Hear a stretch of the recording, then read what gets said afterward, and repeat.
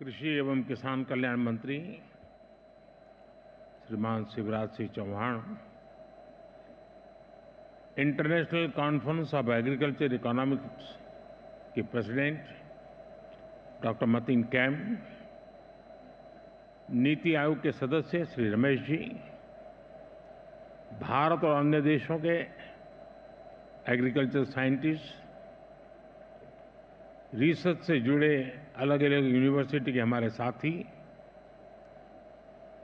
Agriculture sector से जुड़े experts और स्टेक होल्डर्स, देवी और सज्जनों,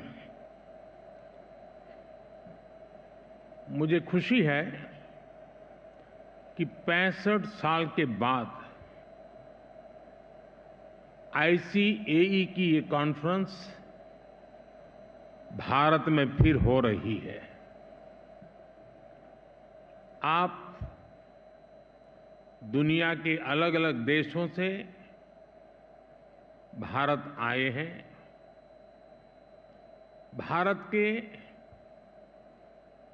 120 मिलियन किसानों की तरफ से आपका स्वागत है।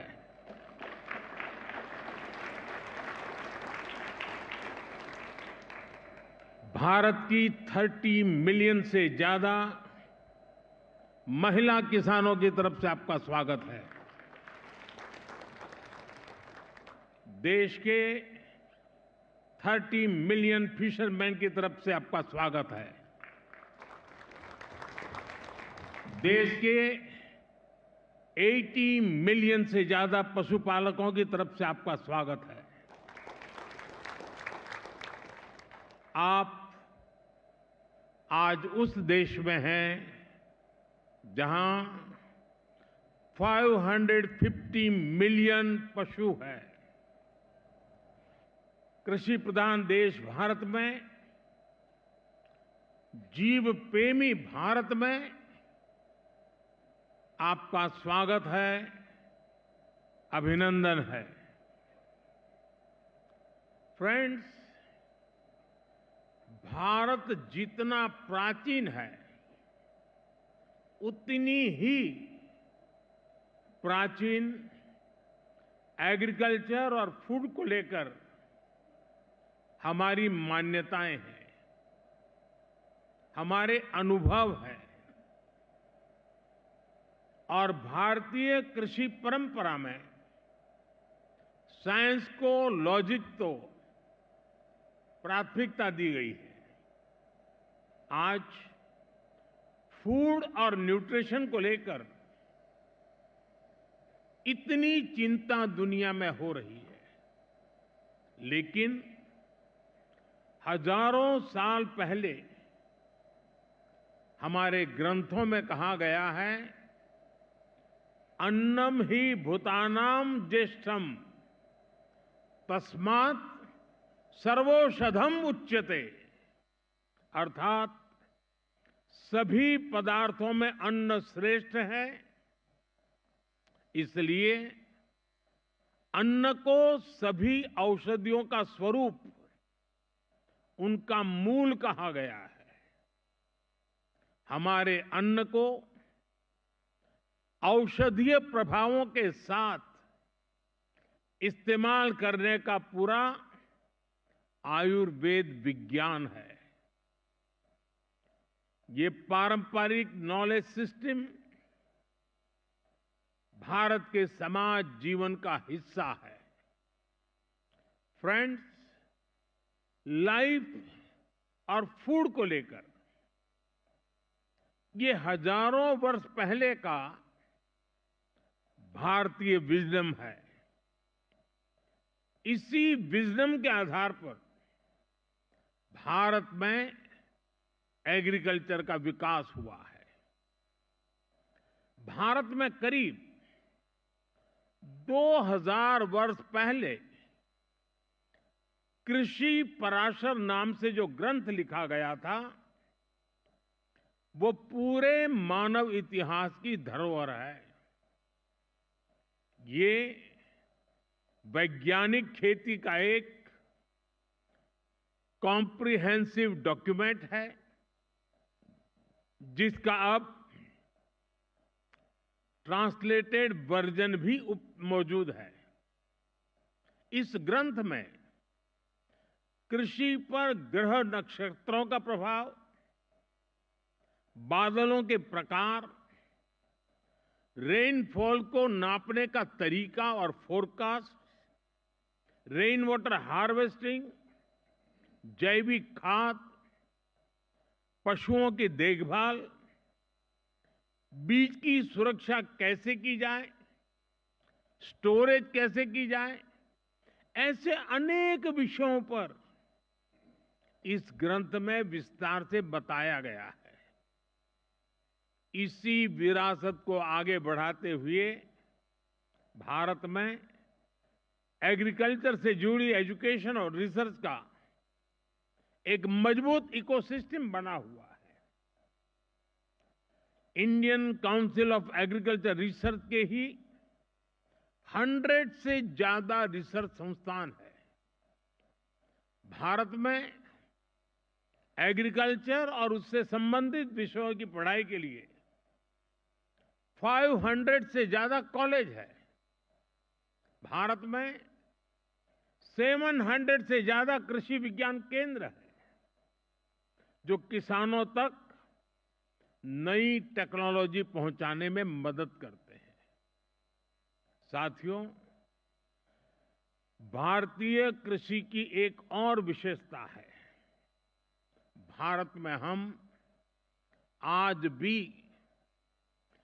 6 सीजन्स को ध्यान में रखते हुए सब कुछ प्लान करते हैं।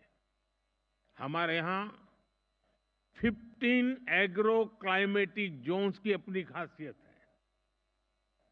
भारत में अगर आप कुछ 100 किलोमीटर ट्रेवल करें तो खेती बदल जाती है। मैदानों की खेती अलग है, हिमालय की खेती अलग है, डेजर्ट, ड्राई डेजर्ट की खेती अलग है, जहां पानी कम होता है वहां की खेती अलग है, और कोस्टल बेल्ट की खेती अलग है। ये जो डायवर्सिटी है, यही ग्लोबल फूड की सिक्योरिटी के लिए भारत को उम्मीद की किरण बनाती है। फ्रेंड्स, पिछली बार जब ICAE की कॉन्फ्रेंस यहां हुई थी, तो भारत को उस समय नई नई आजादी मिली थी। वो भारत की फूड सिक्योरिटी को लेकर, भारत की एग्रीकल्चर को लेकर एक चैलेंजिंग टाइम था। आज भारत एक फूड सरप्लस देश है। आज भारत दूध, दाल और मसालों का सबसे बड़ा प्रोड्यूसर है। Bharat food grain, fruits, vegetable, cotton, sugar, T, framed fish, इनका दूसरा सबसे बड़ा प्रोड्यूसर है। एक वो समय था जब भारत की फूड सिक्योरिटी दुनिया की चिंता का विषय था। एक आज का समय है जब Bharat global food security, global nutrition security, इसके सॉल्यूशन देने में जुटा है।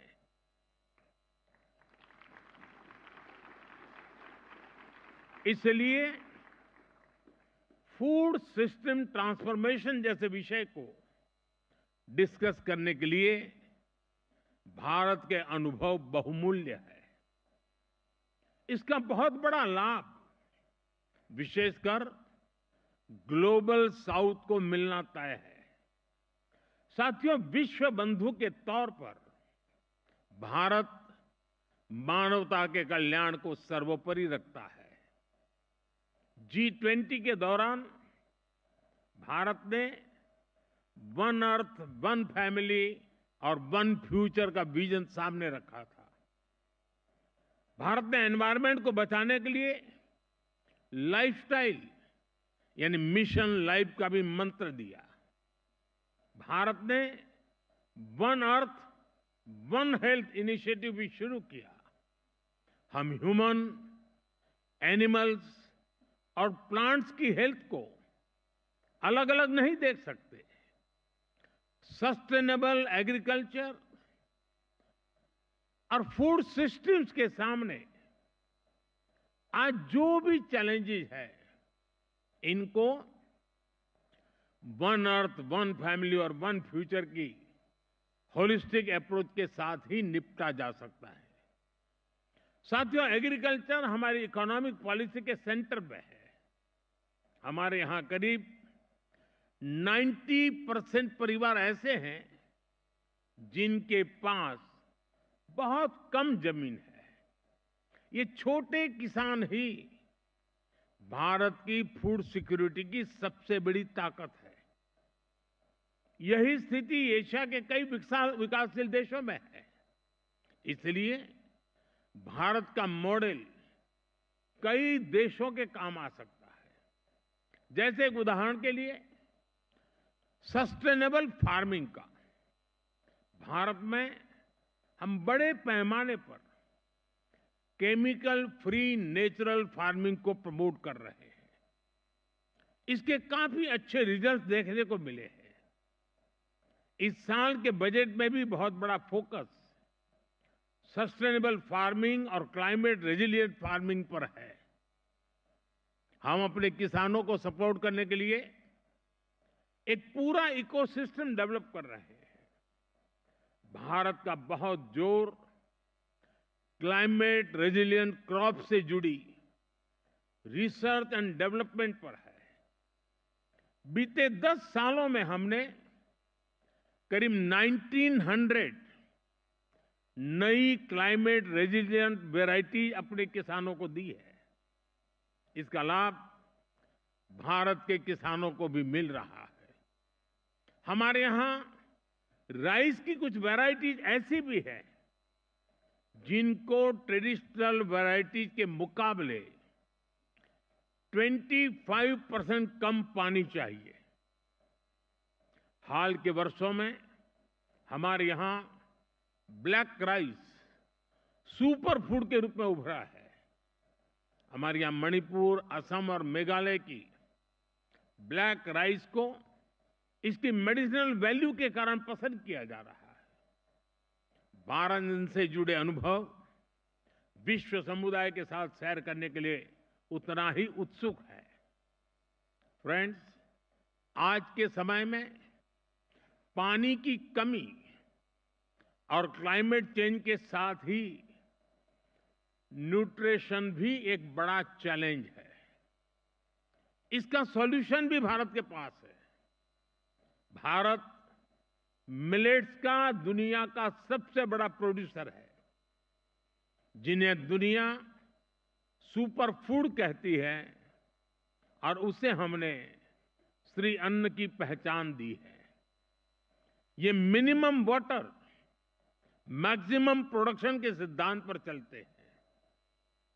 भारत के अलग अलग super foods global nutrition problem को एड्रेस करने में बड़ी भूमिका निभा सकते हैं।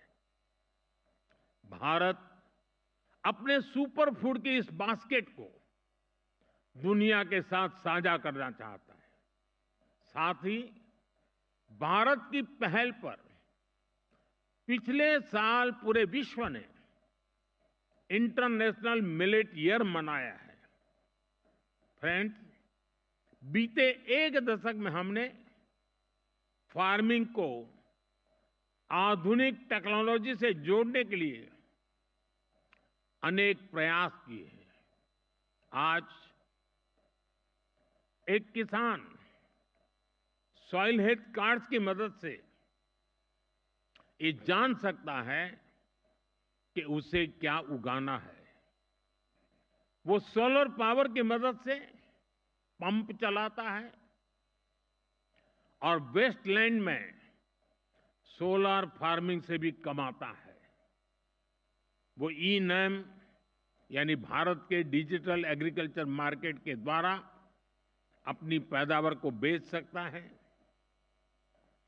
वो किसान क्रेडिट कार्ड का उपयोग करता है। वो प्रधानमंत्री फसल बीमा योजना के माध्यम से अपनी फसलों की सुरक्षा सुनिश्चित करता है।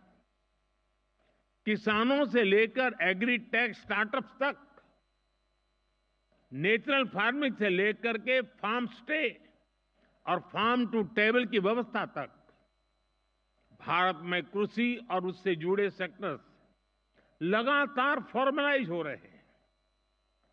पिछले 10 वर्षों में ही 90 लाख हेक्टेयर खेती को हमने माइक्रो इरिगेशन से जोड़ा है। हमारे इथेनॉल ब्लेंडिंग प्रोग्राम से भी खेती और एनवायरनमेंट दोनों को लाभ हो रहा है। हम पेट्रोल में 20% इथेनॉल ब्लेंडिंग के टारगेट की तरफ तेजी से आगे बढ़ रहे हैं। साथियों, भारत में हम एग्रीकल्चर सेक्टर में डिजिटल टेक्नोलॉजी का भरपूर इस्तेमाल कर रहे हैं। पीएम किसान सम्मान निधि के माध्यम से एक क्लिक पर 10 करोड़ किसानों के बैंक खाते में 30 सेकंड में पैसे ट्रांसफर हो जाते हैं। हम डिजिटल क्रॉप सर्वे के लिए डिजिटल पब्लिक इंफ्रास्ट्रक्चर बना रहे हैं। हमारे किसानों को रियल टाइम इंफॉर्मेशन मिलेगी और वो डेटा ड्रिवन डिसीजन ले सकेंगे।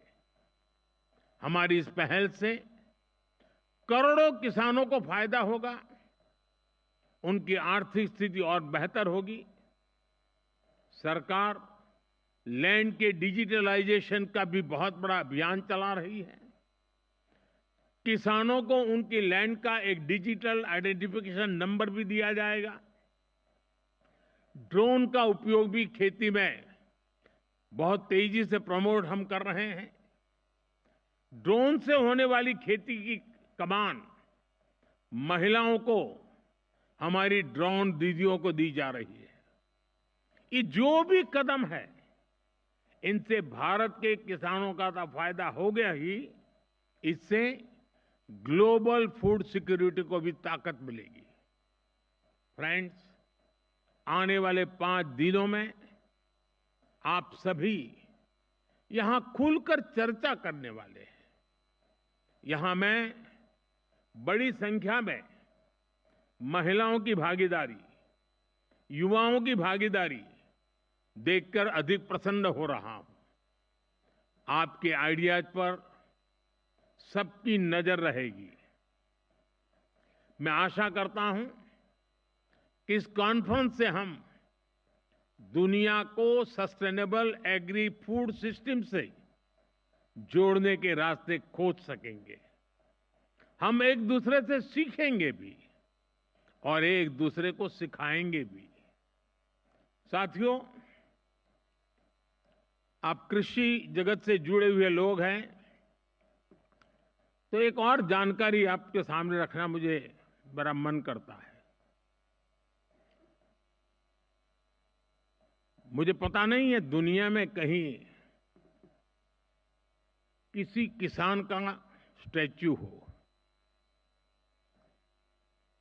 हमने दुनिया में सबसे ऊंचे स्टैच्यू के रूप में स्टैच्यू ऑफ लिबर्टी की चर्चा सुनी है, लेकिन मेरे सारे कृषि जगत के लोगों को जानकर के खुशी होगी कि भारत में आजादी के आंदोलन में जिस महापुरुषों ने किसान शक्ति को जागृत किया, किसानों को आजादी के आंदोलन का मुख्य धारा में जोड़ा, वे सरदार वल्लभ भाई पटेल की दुनिया की सबसे ऊंची प्रतिमा भारत में है। स्टैच्यू ऑफ लिबर्टी से डबल उसकी ऊंचाई है और एक किसान नेता की है। और दूसरी विशेषता है कि ये जो स्टैच्यू बनाया गया है, तो भारत के 600,000 6 लाख गांवों से हर गांव में किसानों को कहा गया कि आप खेत में जिस लोहे के औजार का उपयोग करते हैं, वैसा अपने खेत में उपयोग किए हुए औजार का टुकड़ा हमें दीजिए। 6 लाख गांवों से खेतों में उपयोग किया गया लोहे का औजार लाया गया, उसको मेल्ट किया गया और दुनिया के सबसे ऊंचे एक किसान नेता के स्टैच्यू के अंदर उस खेत में उपयोग किए औजार का मेल्ट करके लोहा उपयोग किया गया। मैं जरूर मानता हूं कि इस देश के किसान पुत्र को इतना बड़ा सम्मान जो मिला है, शायद विश्व में ऐसा कहीं नहीं हुआ होगा। मुझे पक्का विश्वास है आज यहां आप आए हैं तो जरूर स्टैच्यू ऑफ यूनिटी, विश्व का सबसे ऊंचा ये स्टैच्यू देखने के लिए आप आकर्षित होंगे। मैं एक बार फिर आप सभी को बहुत बहुत शुभकामनाएं देता हूं।